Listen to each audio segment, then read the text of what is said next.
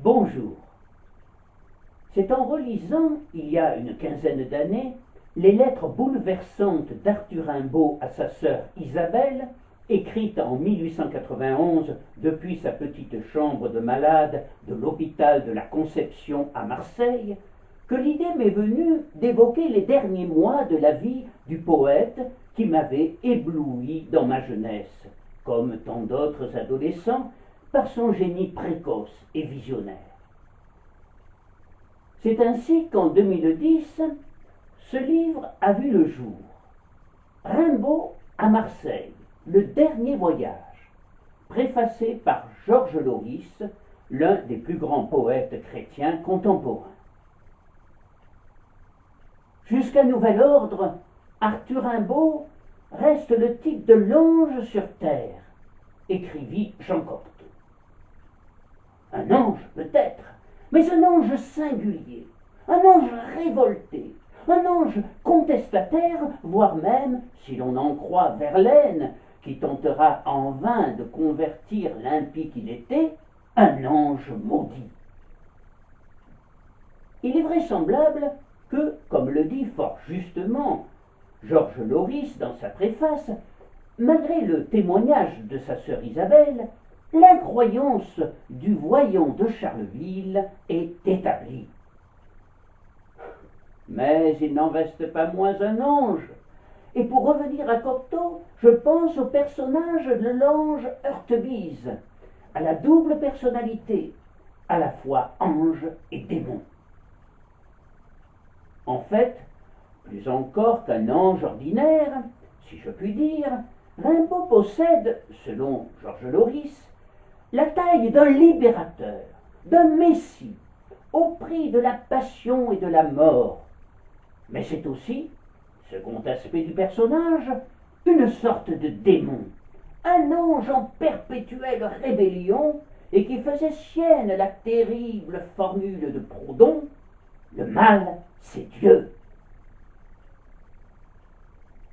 Je vous reparlerai prochainement de Georges Loris, qui nous a quittés en 2014 et qui répondra à une question essentielle: où situer Rimbaud? Mais pour aujourd'hui, je vous invite à me suivre sur les traces du poète aux semelles de vent, alors qu'il est sur le point de s'embarquer pour son dernier voyage depuis le port de Marseille et de franchir le cap fatidique.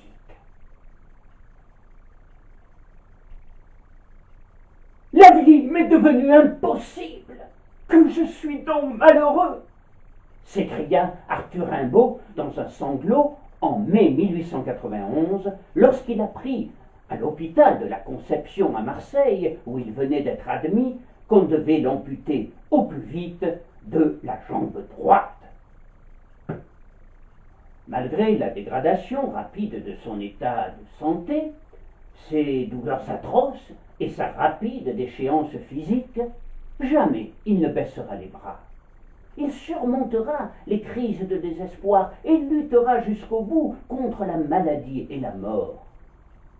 Ah, il est vrai que c'était un battant, comme l'on dirait aujourd'hui, et surtout qu'il aimait la vie ardemment et passionnément. La vie, ce fut d'abord, pour lui, la poésie, jusqu'à l'âge de 18 ans. Il naquit à Charleville le 20 octobre 1855. L'année précédente, son père, Frédéric Rimbaud, un fringant capitaine du 47e de ligne, bientôt chevalier de la Légion d'honneur, avait épousé Vitalie Cuif, la fille dévote, sévère et presque sauvage de cultivateurs ardennais devenus rentiers. Ce fut, pour Arthur, une étrange vie de famille. Le capitaine Rimbaud, désertant le foyer, il fut élevé, ainsi que son frère aîné et ses deux sœurs cadettes, dans le souci d'une dignité que la mère voulait à tout prix maintenir en dépit de l'absence du père. Arthur écrivit ses premiers poèmes alors qu'il était encore sur les bancs du collège municipal de Charleville. il n'avait que 15 ans. Et c'est Théodore de Banville, animateur de la nouvelle école parnassienne, qui eut le premier le privilège de lire ses vers. Le jeune garçon enthousiaste lui adressa en effet, le 24 mai 1870, une lettre dans laquelle il se vieillit à dessein et qui l'accompagne de ses poèmes. Charleville, Ardennes, le 24 mai 1870. À Monsieur Théodore de Banville. Cher maître, nous sommes au mois d'amour. J'ai presque 17 ans, l'âge des espérances et des chimères, comme on dit, et voici que je me suis mis, enfant touché par le doigt de la muse, pardon si c'est banal, à dire mes bonnes croyances, mes espérances, mes sensations, toutes ces choses des poètes. Moi j'appelle cela du printemps. Que si je vous envoie quelques-uns de ces vers, et cela en passant par Alphonse Lemaire, le bon éditeur, c'est que j'aime tous les poètes, tous les bons parnassiens, puisque le poète est un parnassien, épris de la beauté idéale. C'est que j'aime en vous, bien naïvement, un descendant de Ronsard, un frère de nos maîtres de 1830, un vrai romantique, un vrai poète. Voilà pourquoi. C'est bête, n'est-ce pas? Mais enfin, dans 2 ans, dans 1 an peut-être, je serai à Paris. Ancio, messieurs du journal, je serai parnassien. Je ne sais ce que j'ai là qui veut monter. Je jure, cher maître, d'adorer toujours les 2 déesses, Muse et Liberté. Ne faites pas trop la moue en lisant ces vers. Vous me rendriez fou de joie et d'espérance si vous vouliez, cher maître, faire à la pièce Credo in unam une petite place entre les Parnassiens. Je viendrais à la dernière série du Parnasse. Cela ferait le credo des poètes. Ambition. Oh, folie. Arthur Rimbaud. Premier poème, Sensation, introduit son titre. Par les soirs bleus d'été, j'irai dans les sentiers, picoter par les blés, fouler l'herbe menue. Rêveur, j'en sentirai la fraîcheur à mes pieds. Je laisserai le vent baigner ma tête nue.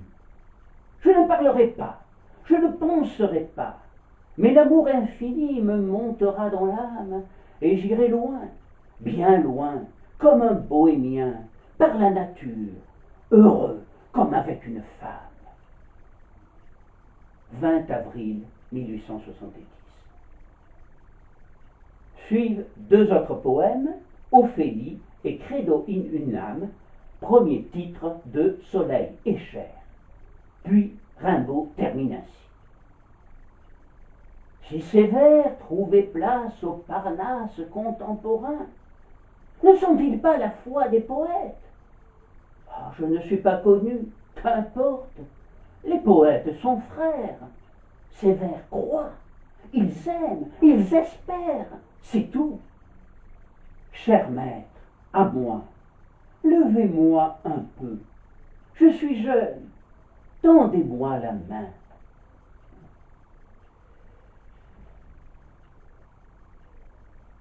Jusqu'à l'âge de 20 ans, il livrera une œuvre poétique considérable et d'une grande maturité, fondatrice de la poésie moderne, et dans laquelle il mélangera avec bonheur le réel et l'imaginaire en un tourbillon féerique et vertigineux. Puis, soudain, brutalement, c'est la cassure. Arthur Rimbaud rejette aux orties la poésie et coupe les ponts ex-abrupto avec le monde littéraire parisien où son génie poétique était encensé par tous. Après 20 ans de poésie, succèdent 20 ans de silence. dirait que sa vie est tranchée par le milieu, comme au sabre. Comment expliquer cette rupture, ce changement imprévisible et irrémédiable, et le reniement de son œuvre qu'il qualifiera lui-même de rinsure? Tout commença à basculer en juillet 1873, lorsqu'à la suite d'une querelle avec Paul Verlaine, les deux poètes vivant alors ensemble à Londres, l'auteur des Fêtes galantes, excédé par les extravagances et les caprices d'Arthur, claqua la porte et quitta l'Angleterre. Rimbaud lui écrivit alors une lettre désespérée où il évoque pour la première fois la possibilité, s'il devait ne plus le revoir, de s'engager dans l'armée, ce qui signifiait aussi pour lui d'abandonner la poésie. Quelques jours après, les deux poètes se retrouvent à Bruxelles, où Verlaine blessera son ami du fameux coup de revolver, ce qui lui valut une condamnation à 2 ans de prison et consommera leur rupture définitive. Rimbaud s'en sortira avec une égratignure, mais le poète qui est en lui est mortellement blessé. Jusqu'à ce jour, la poésie était pour Rimbaud le moyen le plus sûr de changer la vie, d'atteindre le bonheur idéal et la plénitude. Or, il n'en est rien, constate-t-il avec amertume, et il a le sentiment que la vie vient de le rejeter. La déception et le chagrin l'accablent, car il prend conscience brutalement, à l'âge où un homme décide généralement de son avenir, que la poésie n'est pas une panacée. Le poète du bateau ivre ne concevait la poésie que dans la révolte, une absolue et perpétuelle révolution pour une libération de tout l'être moral et métaphysique.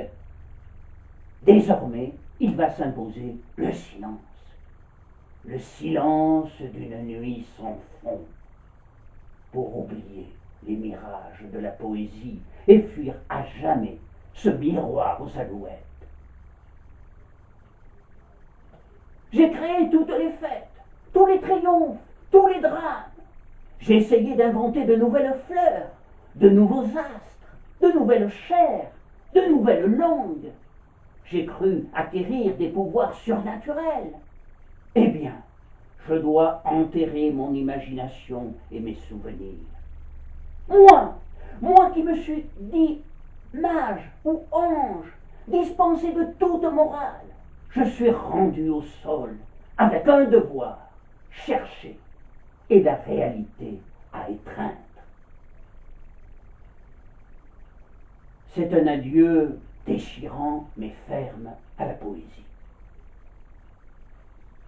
Rimbaud redescend sur la terre des hommes. Mais la vie se poursuit, pour lui, une autre vie, mais tout aussi exaltante, et au cours de laquelle il continuera à exprimer sa révolte dans une errance solitaire à travers l'Europe.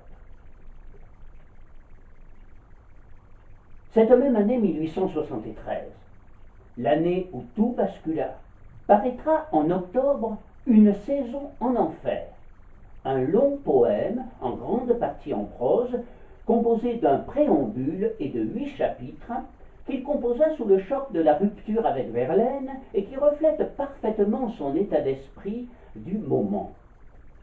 À travers ses ultimes poèmes, Rimbaud regarde s'éloigner son enfer. Tous les souvenirs immondes s'effacent. Il faut être absolument moderne.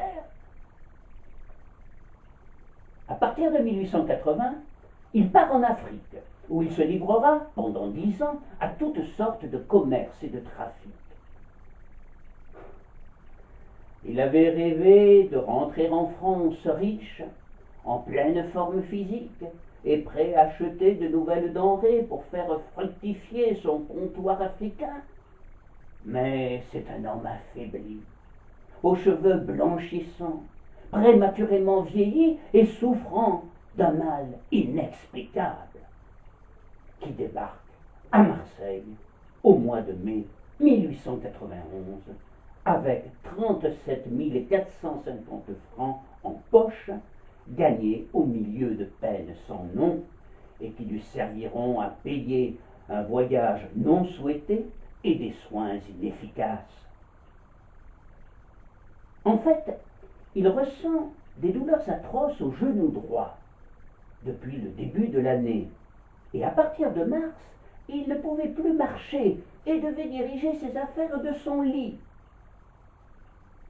Le 27 avril, il est transporté sur une civière de sa conception à travers 300 kilomètres, du désert d'Abyssinie jusqu'au port de Zeila, où il embarque le 19 avril pour regagner Aden avant de repartir pour la France.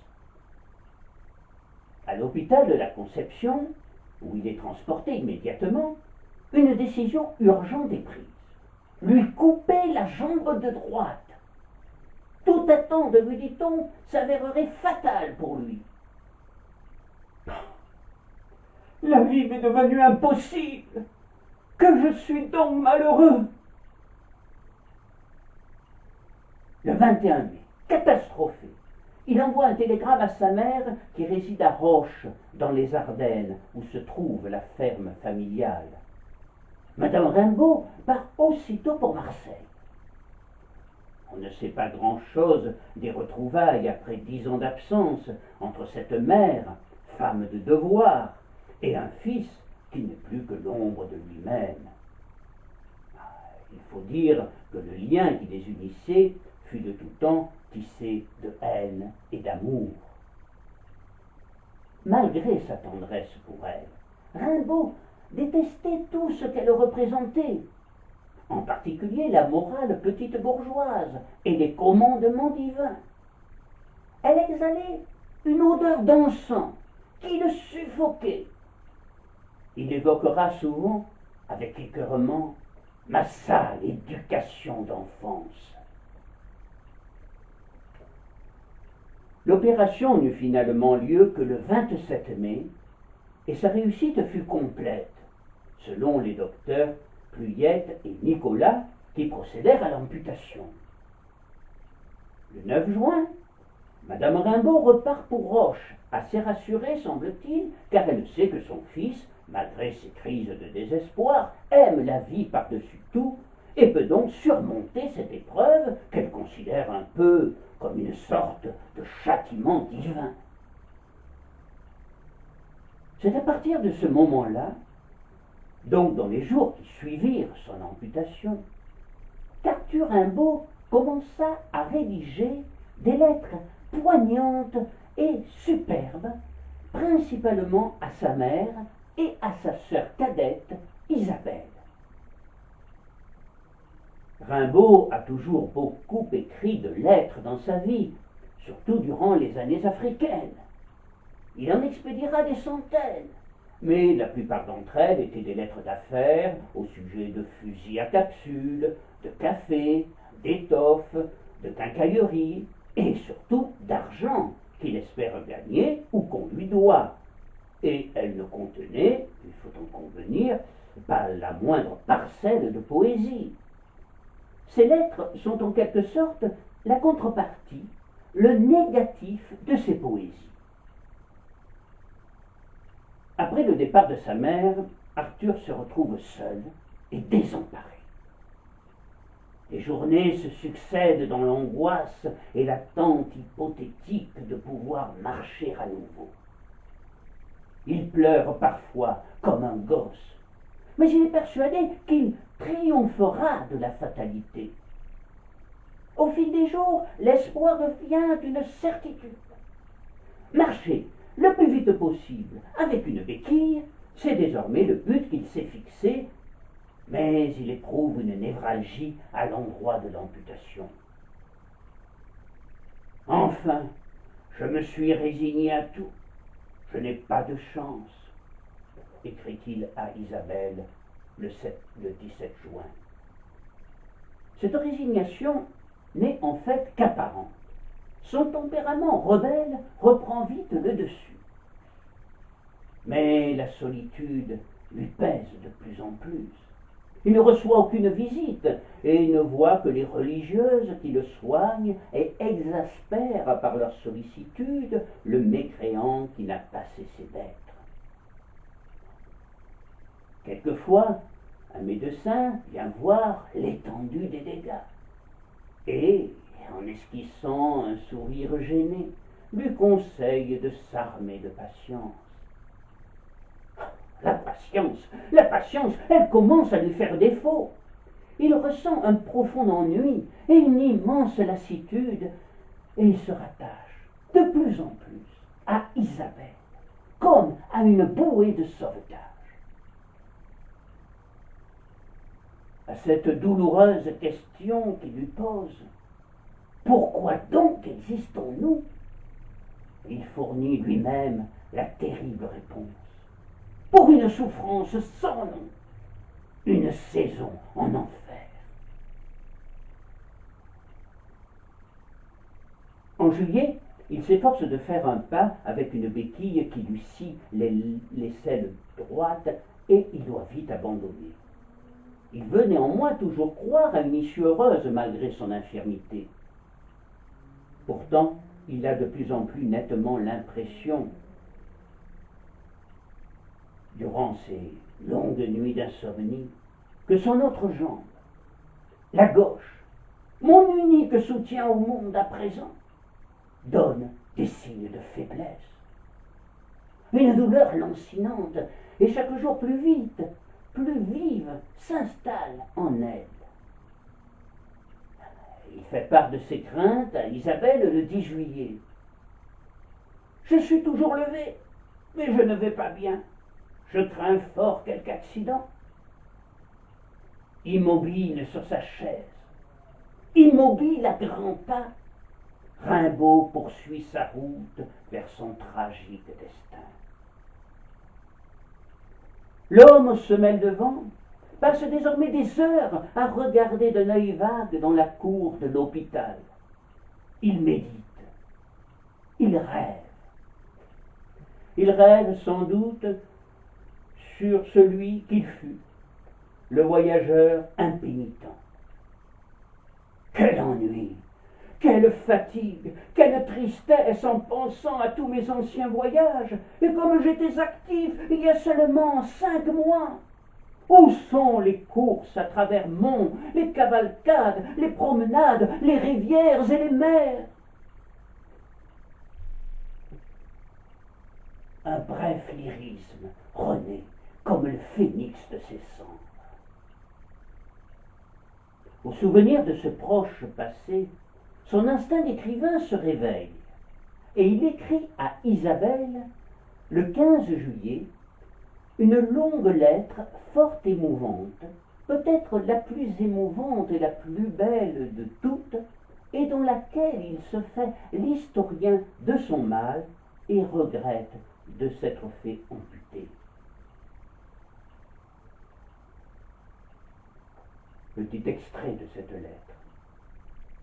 À Isabelle, Marseille, le 15 juillet 1891. Ma chère Isabelle, si quelqu'un dans mon cas me consultait, je lui dirais, vous en êtes arrivé à ce point, mais ne vous laissez jamais amputer. Faites-vous charcuter, déchirer, mettre en pièces, mais ne souffrez pas qu'on vous ampute. Si la mort vient, ce sera toujours mieux que la vie avec des membres en moins. Et cela, beaucoup l'ont fait. Et si c'était à recommencer, je le ferais. Plutôt que souffrir un an, comme un damné, que d'être amputé. Voilà le beau résultat. Je suis assis, et de temps en temps je me lève et sautille une centaine de pas sur mes béquilles, et je me rassois. Mes mains ne peuvent plus rien tenir. Je ne puis, en marchant, détourner la tête de mon seul pied et du bout des béquilles. La tête et les épaules s'inclinent en avant et vous bombez comme un bossu. Vous tremblez à voir les objets et les gens se mouvoir autour de vous. Crainte qu'on vous renverse pour vous casser la seconde patte. On ricane à vous voir sautiller. Rassis, vous avez les mains énervées et les selles sciées, et la figure d'un idiot. Le désespoir vous reprend, et vous restez assis comme un impotent, complet, pleurnichant et attendant la nuit, qui rapportera l'insomnie perpétuelle et la matinée encore plus triste que la veille, etc., etc. La suite au prochain numéro. Avec tous mes souhaits, RBD. Cette lettre, au-delà de la puissante charge émotionnelle qui s'en dégage, est intéressante à plus d'un titre et révélatrice de l'état psychologique du malade 1 mois et demi après son amputation. Parfois, on devine l'apitoiement, mais il reste digne et évite les lamentations même lorsqu'il évoque sa vie brisée. Lorsqu'il commence à esquisser un portrait physique de l'épave qu'il est devenu à 36 ans à peine, il le fait avec un humour qui surprend et choquerait presque. Il semble même prendre plaisir à tourner en dérision le beau jeune homme qui séduisit tant de femmes et d'hommes, et c'est avec dédain qu'il raille sa silhouette de béquillard grotesque. Cette analyse pathétique de lui-même laisse en nous un sentiment de malaise et d'impuissance face au destin cruel qui n'épargne personne. À la lecture de cette lettre, on est également surpris par la justesse de l'écriture. Ah, nous sommes loin de la poésie. Il n'y a là aucune fiction, aucune envolée lyrique, mais on est subjugué par ce pouvoir de dire le réel, d'en souligner les angles, et la capacité d'entendre au sein des heures taciturnes ce qui les fait parler. La suite au prochain numéro, note-t-il à la fin de sa lettre, renouant ainsi avec la fin de sa narration d'écolier qu'il terminait invariablement par la suite prochainement. Isabelle ne comprendra pas l'humour singulier d'une telle expression. Elle lui répond aussitôt: Tu me disais avant-hier la suite au prochain numéro. J'ai pris acte de cette parole et j'attends de tes nouvelles avec impatience. Elle lui conseille par ailleurs de venir à Roche sans plus tarder. Finalement, il se rend aux arguments de sa sœur. Il informe aussitôt de sa décision dans sa lettre du 20 juillet et il prépare son départ. Le 23 juillet, il est transporté sur un brancard à la gare Saint-Charles. Il faut alors 2 jours pour remonter jusqu'aux Ardennes et malgré le confort tout relatif du compartiment, il n'arrive pas à trouver la position qui lui permettrait d'endormir un tantinet sa lancinante douleur. Habitué aux plaines stériles de Somalie ou à la végétation étouffante du Harar, il avait oublié l'infinie variété et les chatoyantes couleurs des paysages de France qui défilent sous ses yeux. Ce retour laborieux vers le passé ne peut le laisser indifférent. Lorsque le train arrive en gare de Vanques, il dissimule mal son émotion. Une carriole l'attend, attelée à la jument comtesse. Le vieux domestique qu'il avait connu enfant a du mal à cacher sa surprise lorsqu'il retrouve Monsieur Arthur, impotent, squelettique et le teint livide, et qu'il doit le soulever dans ses bras pour le déposer dans la voiture. Isabelle est là, les yeux embués de larmes. Épuisé, Rimbaud lui sourit tristement. Peu de temps après, la ferme familiale apparaît, comme dans un rêve. Tout le hameau est là pour assister au débarquement de l'infirme.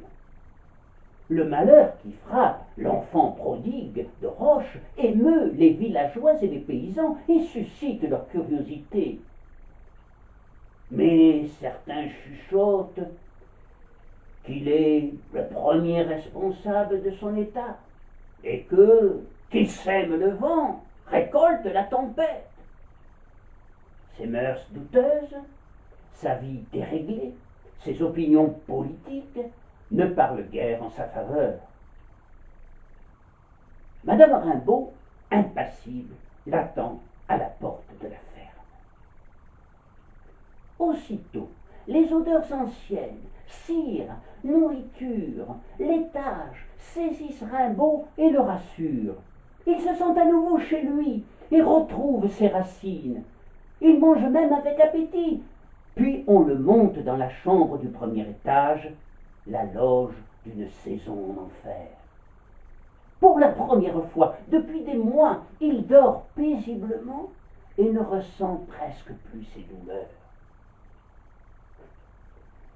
Les jours suivants, il se fait promener par Comtesse dans la carriole à travers la campagne et les villages de son enfance. Plongé dans celle-ci comme dans un bain de jouvence, il est heureux et ne pense plus à l'avenir. La vie quotidienne a bien changé depuis son départ de France. Mais quel bonheur de retrouver les gens simples de notre terroir dans leur dur labeur des champs. Toutefois, le climat exécrable, cet été-là, la pluie et même le froid contribuent à l'épuiser rapidement. Il aimerait le soleil, la chaleur, mais la nature ne semble guère bienveillante envers les poètes qui ont renié la poésie. Il est obligé, de plus en plus souvent, de garder la chambre et raconte à Isabelle avec nostalgie ses souvenirs de Harare.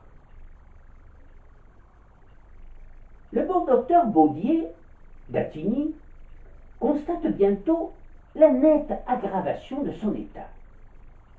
Aucun remède ne le soulage, pas même les décoctions de pavots cueillis dans le jardin. Il sent, peu à peu, la paralysie gagner tout son corps et ne souhaite plus, en un ultime sursaut, que de repartir pour l'Orient et ses pays de soleil. Malgré les protestations de sa mère, il sait qu'il lui faut obéir à cette dernière injonction secrète et accompagné d'Isabelle, celui qui n'est plus qu'un tronc immobile se prépare pour son dernier voyage.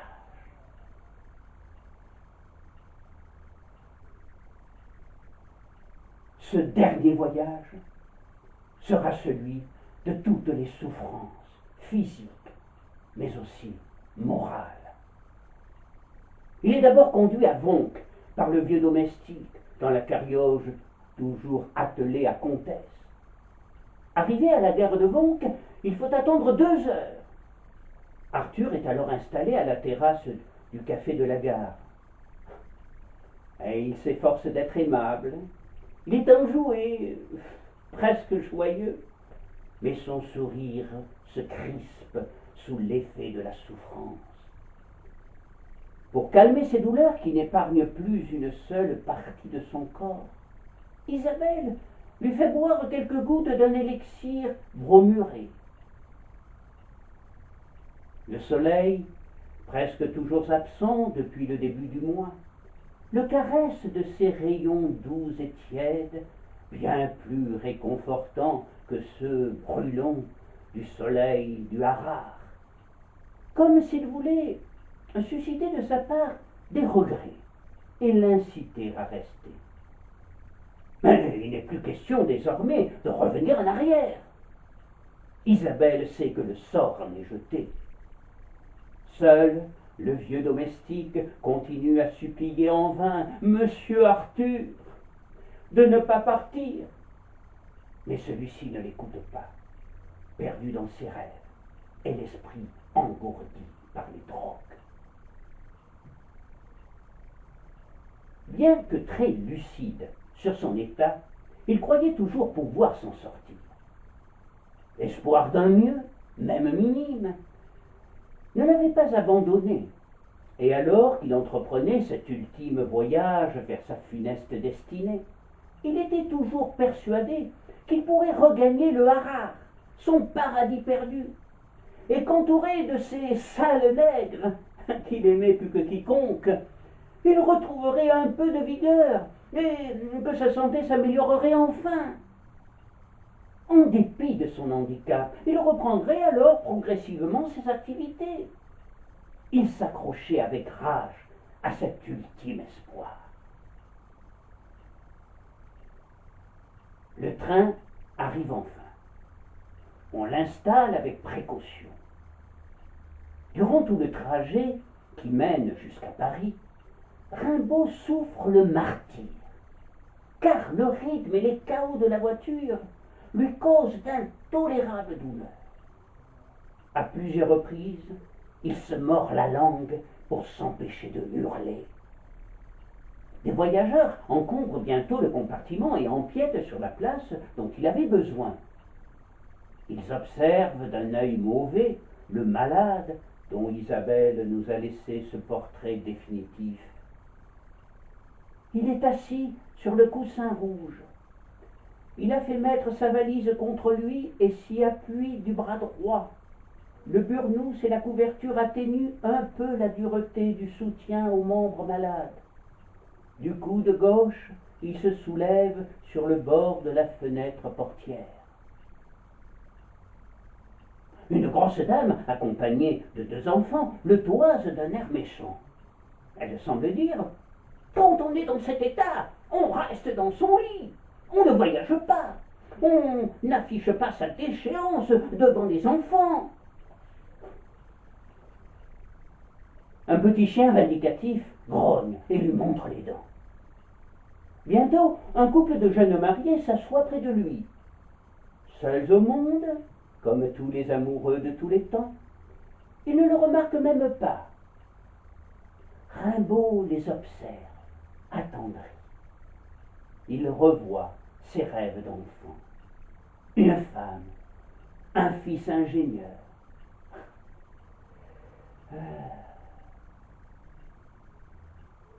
Les heures passent. Il souffre de plus en plus dans son corps et dans son cœur. Enfin, voici Paris dans la soirée. Isabelle a prévu de s'y arrêter et de coucher à l'hôtel, mais dans le fiacre qui les a pris, Rimbaud décide soudainement d'aller directement à la gare de Lyon et d'attendre l'express pour Marseille. À 11h du soir, on l'étend dans un coupé-lit. Macabre jeu de mots. Le voyage vers Marseille est un véritable chemin de croix pour l'impie qu'il était.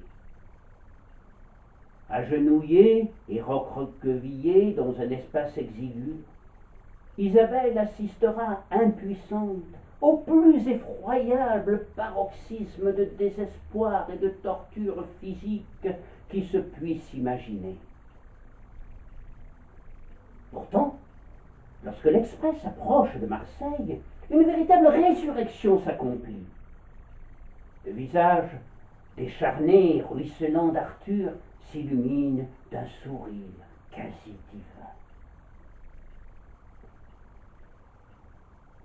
Ce qui l'enchante, plus que la joie de revoir Marseille, c'est celle d'atteindre cette porte qui s'ouvrait sur l'Orient salvateur, sa terre promise, et le dernier et fabuleux espoir dans le triomphe de la vie sur la maladie et la mort. Mais Marseille, hélas, ne sera pour lui que la dernière étape, la plus douloureuse de sa courte vie, et l'antichambre de la mort. Le 24 août au soir, il arrive donc en gare Saint-Charles dans un état d'épuisement total. En attendant de prendre un bateau pour l'Orient. Cédant aux supplications d'Isabelle, il accepte finalement de se faire transporter à nouveau à l'hôpital de la Conception par une belle nuit chamarrée de couleurs et dans laquelle résonnent les chants joyeux et les guitares, flûtes et tambourins des Marseillais qui fêtent un peu partout dans la ville l'apogée de l'été. Arthur Rimbaud s'inscrit à l'hôpital de la Conception sous le simple nom de Jean Rimbaud, afin qu'on ne le prenne pas pour le poète homonyme prénommé Arthur. Ce sera sa dernière identité et son ultime adresse. Isabelle, de son côté, s'installe dans un petit hôtel non loin de l'hôpital, probablement celui où sa mère était descendue en juin. Les médecins qui avaient soigné Rimbaud quelques mois auparavant le reconnaissent et ne peuvent que constater les progrès immenses de son mal.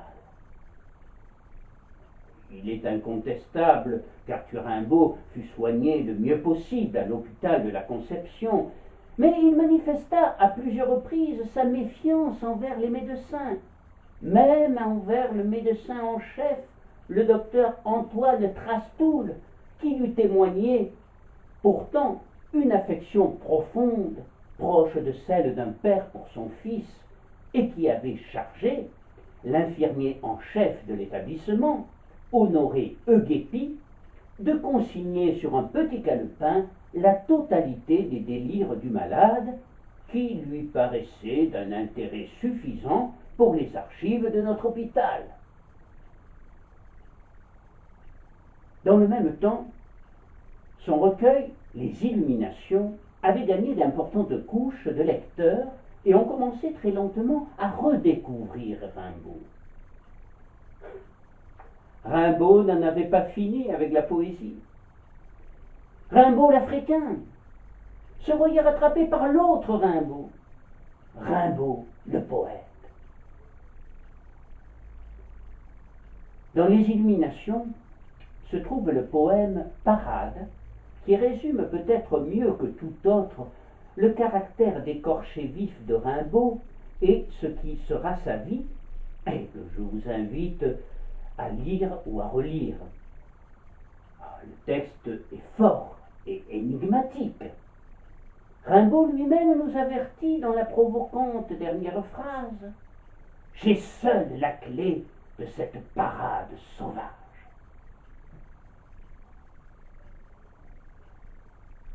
Hôpital de la Conception, Marseille, ma dernière adresse, s'écria un jour Arthur dans un râle lugubre en esquissant un sourire crispé et cynique. Pendant des semaines, le mal progressera insidieusement. Isabelle reste à son chevet, écoute ses plaintes, recueille ses rêves, ses espoirs, tente d'apaiser les rages qu'il exprime quelquefois par bribes, s'efforce de le réconforter. Elle ne mange presque pas, dort peu.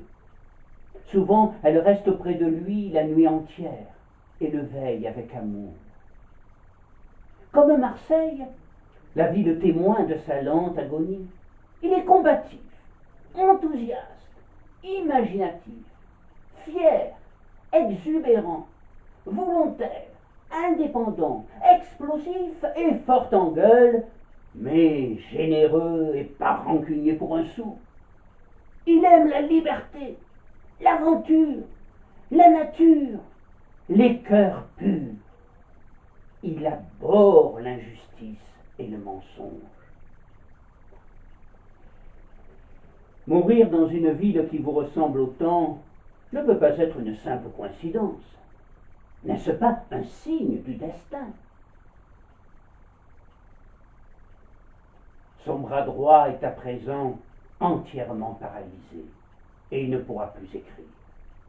Ses paroles, ses pensées ne nous parviendront plus désormais que transcrites par la main d'Isabelle, et elles n'en sont encore que plus émouvantes. Le docteur Trastoul sait que l'issue est proche. Il finira par dire à Isabelle, avec beaucoup de délicatesse, qu'il faut abandonner tout espoir. C'est un pauvre garçon qui s'en va petit à petit. Isabelle en informe aussitôt sa mère dans une lettre poignante le 22 septembre 1891. Madame Rimbaud, tout en conservant pour son entourage son masque de dignité et de froideur, est effondrée. Elle prie pour son fils, mais hésite à venir le voir à Marseille, car elle pense, très justement, que son arrivée l'affolerait et ne lui apporterait pas la sérénité souhaitée. Bien au contraire. Il est à présent établi officiellement que le mal qui le torture est bien un cancer qui, logiquement, devrait se propager par la moelle dans tout le corps. Seul Rimbaud l'ignore ou fait semblant de l'ignorer. À partir du 15 septembre, il est vraisemblable que Rimbaud commence à perdre tout espoir, même si on continue à lui cacher l'atroce vérité. Il commence à souhaiter que la mort le délivre enfin d'une vie devenue intenable. Parfois, il perd la raison, il délire. Tous ses membres sont à présent paralysés. Il mange de moins en moins et il vomit le peu qu'il mange. Il maigrit encore. Son visage se creuse de plus en plus. Il a un teint cadavérique, les cheveux blancs qui se détachent par touffes, les yeux cerclés de bagues, pour reprendre sa propre expression, dans les acides. Isabelle rapporte à sa mère dans une lettre du 22 septembre 1891 « Ses yeux sont enfoncés et cerclés de noir. Il dort de moins en moins. Et lorsqu'il s'endort, il est souvent réveillé en sursaut par des cauchemars. » De son corps statufié ne sortent plus désormais que des larmes et de la sueur. Il pleure toujours, constate, consterné, Isabelle. Ce n'est pas le poète, ce n'est même plus l'homme qui s'efforce de communiquer. C'est un enfant éperdu. Isabelle le serre fort dans ses bras. Elle s'efforce de lui transmettre un peu de sa vitalité, un peu de sa vie. Il a besoin d'une mère, sauf de la sienne, qui de roche s'est résignée à l'inéluctable et désormais attend tous les jours d'Isabelle la nouvelle fatidique de la mort d'Arthur.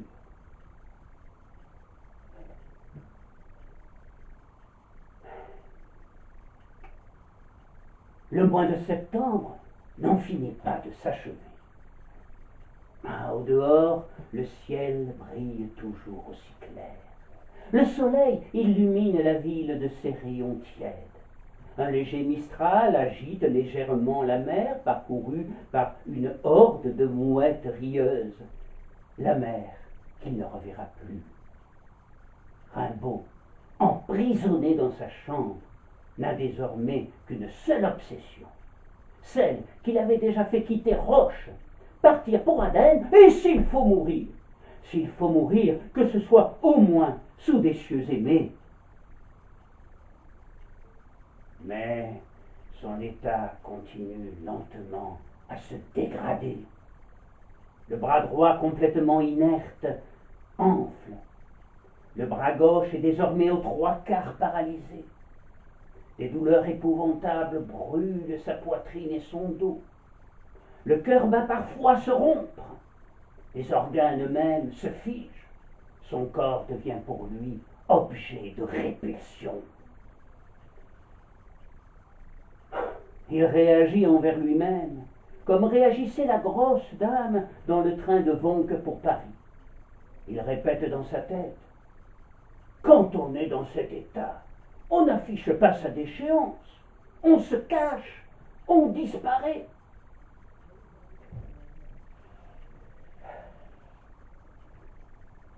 À l'hôpital, depuis quelques jours, on le traite comme un condamné à mort auquel on ne refuse rien. Cette attitude le révolte. Il repousse toute gâterie, tout attendrissement. Il est persuadé que l'horreur qu'il éprouve pour lui-même est partagée par les autres en dépit de leur sollicitude qui ne fait que masquer un sentiment profond d'horreur. Lui qui a toujours accordé beaucoup d'importance à la beauté physique, tant masculine que féminine, est désormais convaincu qu'en raison de sa déchéance, plus personne ne l'aime, si ce n'est Isabelle. Ah, il savait bien que, si on l'avait aimé pour sa poésie, on l'avait aussi beaucoup aimé pour sa beauté. Ses traits fins et réguliers, son merveilleux regard restitué par une photo célèbre d'Étienne Carjat, la douceur de son visage juvénile immortalisé par Fontaine-Latour, et même l'image du négociant de Harare à l'élégance sèche dans ses habits de toile. Il ne pouvait admettre sa défiguration. Celle-ci lui semblait parfaitement injuste et inacceptable.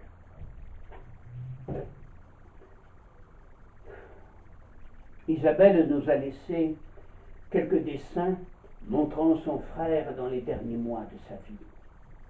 Ils sont tout à fait bouleversants, notamment 2 dessins reproduisant son visage décharné, les yeux mi-clos. Le dernier le représente allongé sur son lit de mort, méconnaissable, le bras droit gonflé de pansements. Seule sa fine moustache, qu'il porta les 10 dernières années de sa vie, permet de l'identifier. Le 4 octobre, Isabelle cite cette phrase édifiante de son frère. « J'irai sous la terre, et toi, tu marcheras dans le soleil. »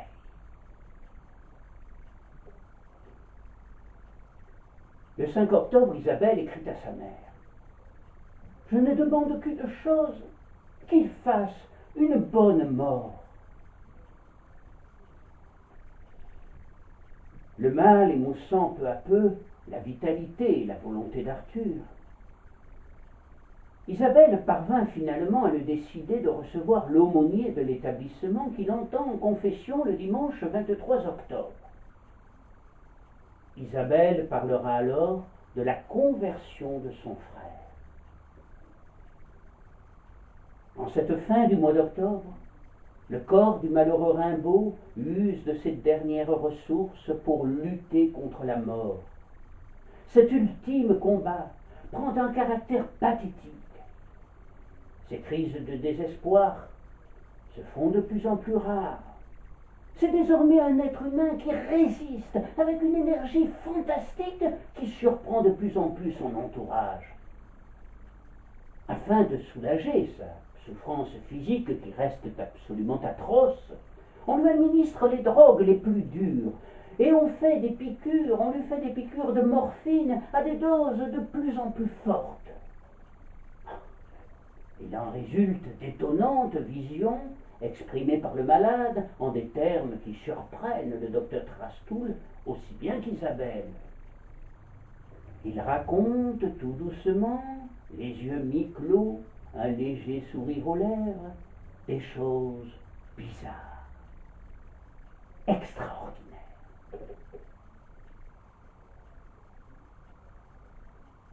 Tout en continuant à lutter contre la mort, début novembre, Arthur Rimbaud commence à sombrer à nouveau dans le plus profond désespoir. La peur de mourir le submerge. Il est évident qu'il n'a aucune confiance dans l'au-delà. Ces derniers jours de vie confirmeront la thèse selon laquelle la conversion d'Arthur Rimbaud ne fut qu'un leurre, et qu'il est resté jusqu'à la fin le capitaine du bateau ivre, même s'il ne cesse de crier de plus en plus souvent, comme les musulmans, « Allah Kérim, que la volonté de Dieu se fasse !» Il continue à pleurer abondamment.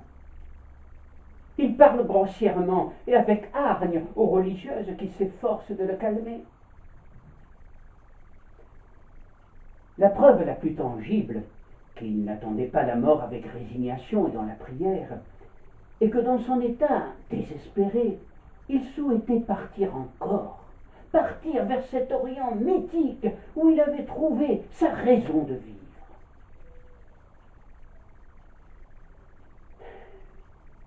Quant aux visions qu'il racontait à présent, elles étaient liées exclusivement à sa vie africaine, achats et ventes, écriture, projets de caravane. Par ailleurs, la vision de Jami Wadai, son jeune serviteur pendant près de 10 ans, revenait sans cesse. Jami, qu'il aimait tendrement, et fut le Verlaine de ces 10 dernières années. Dans une lettre à sa mère datée du 28 octobre, Isabelle écrit « Il reconnaît tout le monde. Moi, il m'appelle parfois Jami, mais je sais que c'est parce qu'il le veut, et que cela rentre dans son rêve voulu ainsi. » Pendant des heures, malgré sa fatigue et ses difficultés d'élocution, Rimbaud parle par petites phrases hachées au rythme de sa respiration haletante. Il parle. Il parle de ce temps heureux et de ses pérégrinations africaines en compagnie de son petit Jami. Et puis, il finit par sombrer, épuisé, dans un sommeil quasi comateux.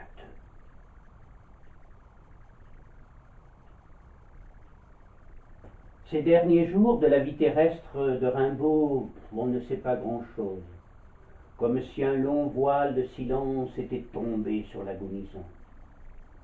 Honoré interrompt la rédaction de son carnet. Isabelle elle-même ne s'exprime plus, si ce n'est que pour parler d'un étrange apaisement de son frère. En fait, sous l'effet de la morphine qu'on lui injectait quotidiennement et de son manque de lucidité, il est probable qu'il s'éloignait de plus en plus vite du réel et rejoignait le domaine de ses rêves les plus secrets, où la poésie, on peut en être sûr, n'était pas absente.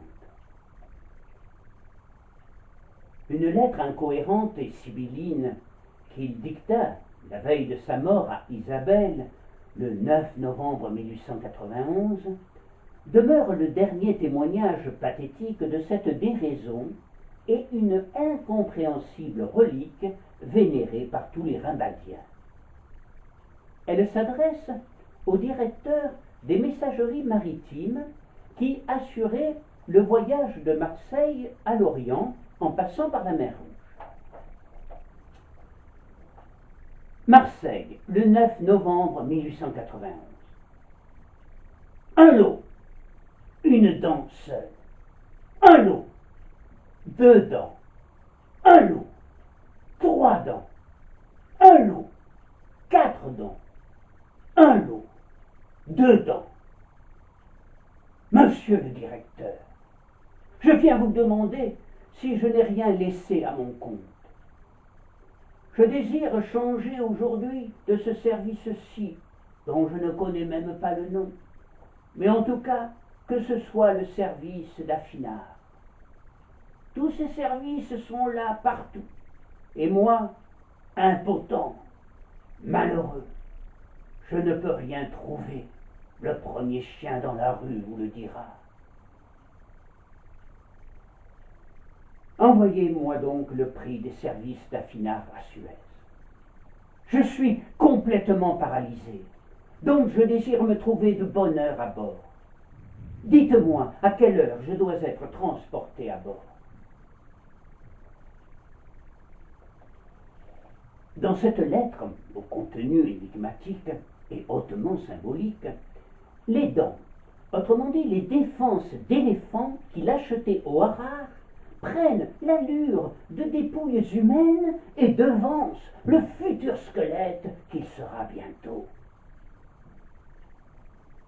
Arthur Rimbaud est redevenu, au crépuscule de sa vie, le négociant de naguère, qui s'inquiète des tâches les plus urgentes. Il veut liquider ses marchandises, il veut dresser un bilan définitif, mais il ne parvient pas à oublier le mal qui le torture. Prisonnier de l'hôpital, il se voit changeant de service, et cette lettre singulière démontre que la résolution de Rimbaud était inébranlable. Il voulait toujours quitter l'Europe. Dans ces phrases désordonnées, mais qui n'en sont pas moins sublimes, car elles reflètent ce qu'il ressent au moment où il franchit la porte de la mort, on peut voir sans doute quelques résurgences du bateau ivre.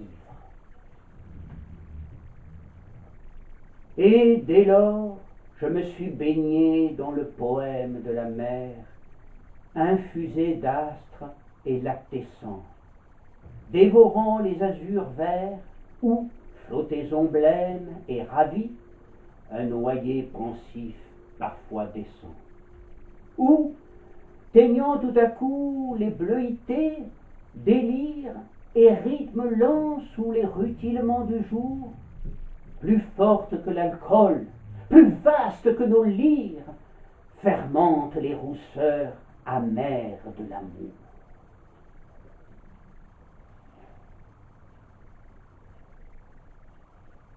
Désormais la boucle n'est-elle pas bouclée à travers cette dernière lettre? Et Rimbaud, le voyageur errant, Rimbaud, le négociant, Rimbaud, l'Africain, n'est-il pas redevenu, lors du passage suprême, ce qui n'a jamais cessé d'ailleurs d'être au fond de lui-même, Rimbaud, le poète?